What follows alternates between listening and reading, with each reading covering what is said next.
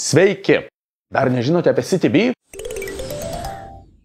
Metas sužinoti. Tai bendras automobilis, kuriuo galima dalintis su aplinkiniais. Tipo ką? Susimeti ir nusiperki? Ne. Viskas žymiai paprasčiau. Nieko nereikia pirkti. Įsivaizduoji, net už benziną nemoki. Imi ir važiuoji savo reikalais, o moki tik už tiek, kiek naudoji. Bet pradėkime nuo pradžių.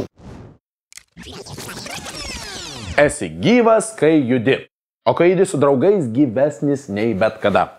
Bet tam reikia transporto priemonės. Variantai: nuosavas automobilis, taksi, dviratis. Nuosavas automobilis.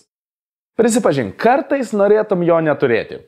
Kiek tas trantas pridarė tau bėdų? Kiek išleidai remontui, draudimui, benzinui?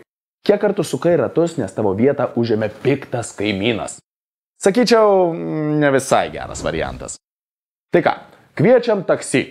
Bus greičiau. Ar tikrai? Baltas Passatas bus už 17 minučių. Arba atleiskite, šiuo metu laisvų neturime. Be to, Baltas Passatas toks baisus, kad net kartais įlipti nesinori. Ypač jei tu su panele.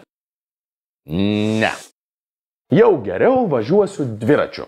Tai sveikas ir ekologiškas variantas, kurį labai dažnai pavagia. Kai nori užeiti kavinę ar parduotuvę, turi vežioti storą grandinę.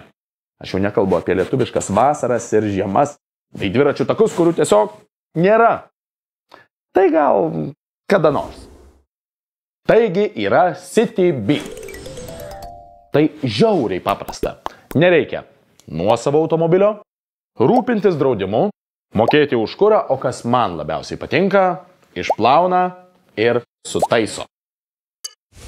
Ir svarbiausia, labai paprasta naudotis. Reikia automobilio, rezervuoji, sutartu laiku nueini į stovėjimo aikštelę, atrakini telefonu ir važiuoji. CityBee. Imu ir važiuoju.